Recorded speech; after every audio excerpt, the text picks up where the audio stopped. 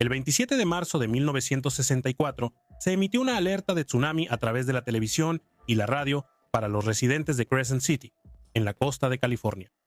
Era una advertencia que muchos residentes ya habían escuchado antes.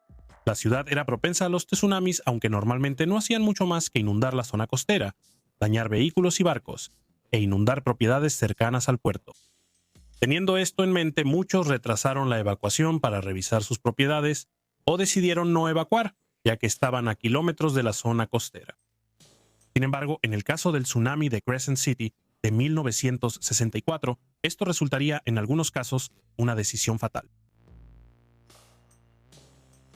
Crescent City, en California, recibe su nombre por una playa en forma de media luna al sur del asentamiento. Es un lugar tranquilo pero hermoso para vivir, y en 1964 era hogar de alrededor de 3,000 personas. Muchos de ellos se ganaban la vida gracias al entorno natural local. El puerto accesible de Crescent City la convirtió en un centro para la industria pesquera, y el pueblo también recibía algo de turismo, ya que era sede de la oficina central del Bosque Nacional de Secuoyas. La zona tenía un largo historial de estar sujeta a terremotos e inundaciones relacionadas con terremotos. Sin embargo, la mayoría de los terremotos que ocurrían eran menores, y las inundaciones rara vez causaban algo más que daños menores a los barcos en el puerto. La ciudad había tenido suerte porque su ubicación y la geografía que la rodea la hacen particularmente vulnerable a los tsunamis. La tierra sobre la que se encuentra la ciudad se adentra en el Océano Pacífico, dejándola vulnerable a eventos climáticos extremos. Además, los contornos particulares del fondo marino en el área alrededor de Crescent City pueden servir para concentrar y dirigir grandes olas directamente hacia el puerto. El 27 de marzo de 1964, la costa del Pacífico fue golpeada por el Gran Terremoto de Alaska, uno de los terremotos más poderosos jamás registrados en Norteamérica. Con una magnitud de 9.2 y un epicentro cerca de la ciudad de Anchorage, en Alaska, causó una devastación generalizada. Los edificios se derrumbaron o se agrietaron, las carreteras se rompieron y las tuberías de agua y gas se quebraron. En algunos lugares, el sismo de 4 minutos hizo que el suelo se elevara, de forma permanente, 9 metros o 30 pies sobre su altura original. Además de los efectos devastadores del sismo, varios tsunamis también arrasaron las zonas costeras. En algunos casos, esto fue resultado del sismo inicial y en otros casos, fue consecuencia de enormes deslizamientos de tierra provocados por el sismo, que desplazaron el agua y generaron olas masivas. Sin embargo, en Crescent City, California, el sismo casi no se sintió. Los residentes recibieron noticias de la posible llegada de un tsunami a través de anuncios en radio y televisión alrededor de las 11:10 p.m. La mayoría de ellos había visto varias advertencias de este tipo a lo largo de su vida y, por lo tanto, esperaban un tsunami como al que estaban acostumbrados, dañino para la propiedad, pero que solo representaba un riesgo moderado para la vida humana. La primera ola que golpeó la ciudad 20 minutos después cumplió con sus expectativas. Causó inundaciones generalizadas a lo largo de la zona costera, con muchas casas y negocios anegados. Los vehículos resultaron dañados y toda el área del puerto quedó brevemente sumergida. Después de aproximadamente 3/4 de hora, el agua se retiró y los residentes y dueños de negocios entraron para atender sus propiedades. Evaluaron la mercancía dañada, recuperaron objetos de valor y hicieron planes para comenzar la operación de limpieza por la mañana. Lo que no sabían, sin embargo, era que la ola que ya había pasado era la primera de 4. La segunda ola llegó poco después de la medianoche, pero fue más pequeña que la primera y no causó ninguna alarma importante. Después de eso, pasó casi una hora antes de que llegara la tercera ola, tiempo suficiente para que muchos residentes concluyeran que el tsunami del que les habían advertido ya había causado lo peor. La tercera y cuarta olas, cuando finalmente llegaron, fueron significativamente peores que las anteriores. La tercera ola dañó la infraestructura eléctrica, causando un apagón generalizado. Al retirarse, el puerto parecía vaciarse por completo, y algunos testigos señalaron que pudieron ver el fondo del mar iluminado por la luz de la luna. Luego, instantes después, llegó la cuarta y más grande ola.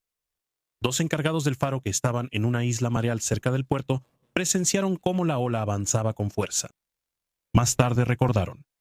De repente, ahí estaba, una enorme pared de agua avanzando hacia nosotros, una masa aterradora de destrucción que se extendía desde el fondo del océano hacia arriba.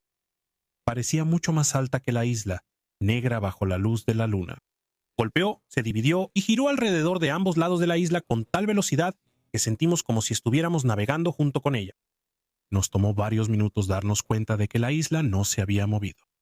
Cuando el tsunami azotó el pueblo, fue como una explosión violenta, un rugido atronador mezclado con toda la confusión. Por donde miráramos, los edificios, los botes, la madera, todo se movía como loco. Todo el frente del pueblo se movió, cambiando ante nuestros ojos.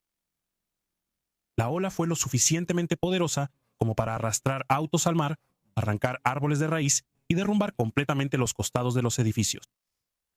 Las carreteras se rompieron y los camiones fueron levantados y arrastrados por la marea, que avanzaba a la velocidad de un tren de carga y se extendió 3.2 kilómetros o 2 millas tierra adentro. La gasolina de una planta de almacenamiento cercana, destruida por la ola, se incendió, sumando un feroz incendio a los peligros que enfrentaban los residentes. Gary Clauson, dueño tabernero de 27 años, se encontró varado en el techo de su bar junto con sus padres y empleados.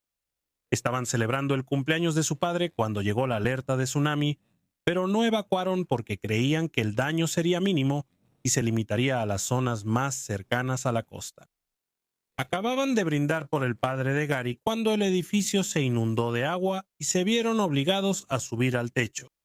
Gary y un vecino nadaron entre las aguas de la inundación para recuperar un pequeño bote. Regresó a la taberna, recogió al resto de su grupo y comenzó a remar con todos ellos alejándose de la costa. El grupo, asustado pero decidido, con Gary contando chistes para mantener a todos tranquilos, llegó a estar a 2 largos de bote de tierra firme cuando el agua de repente comenzó a retirarse, arrastrando de vuelta la embarcación completamente cargada. La embarcación fue arrastrada hacia un túnel bajo una carretera donde los escombros se habían acumulado contra una rejilla. La embarcación volcó, arrojando a sus ocupantes al agua, donde ellos también fueron arrastrados contra la rejilla.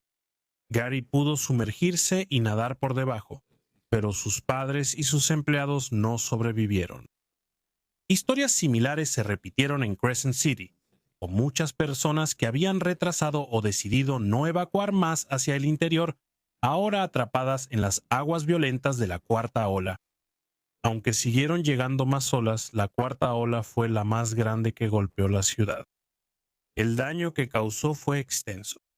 Casi 300 casas y negocios habían sido completamente destruidos, junto con 1,000 autos y 25 barcos.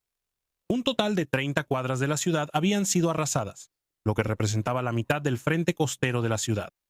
Y lo peor de todo, 10 personas habían muerto y más de 100 resultaron heridas. La operación de rescate, recuperación y limpieza tomó meses, y reconstruir la ciudad llevó años, si no es que décadas.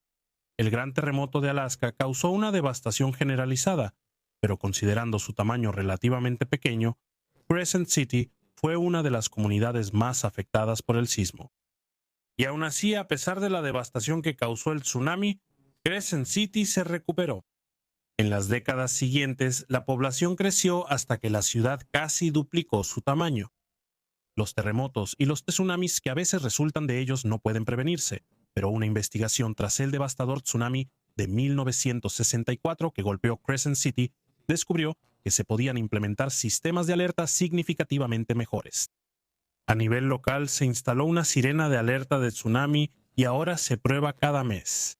Los residentes están conscientes del peligro que representan los tsunamis y saben que las alertas de emergencia, cuando se emiten, deben tomarse en serio. Existen planes de evacuación sólidos que se practican con frecuencia y que a menudo se ponen en marcha cuando se anticipa un tsunami de tamaño significativo.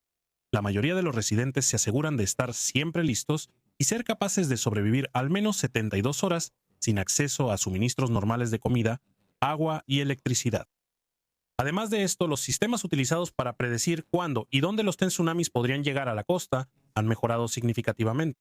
Las estaciones de monitoreo pueden reportar terremotos en cuestión de minutos, y los modelos computacionales permiten predicciones relativamente precisas de dónde golpearán los tsunamis severos. Como resultado de estas mejoras, los residentes de Crescent City ahora tienen mucho más tiempo para prepararse o evacuar en caso de un tsunami inminente.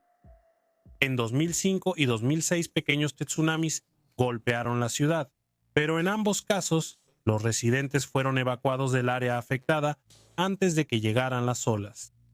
En ambos casos se causaron algunos daños a la propiedad, pero no hubo pérdida de vidas. Crescent City seguirá enfrentando el peligro de tsunamis en el futuro, pero gracias a los avances tecnológicos y a las lecciones aprendidas de desastres mortales pasados, ahora está mejor preparada que en 1964.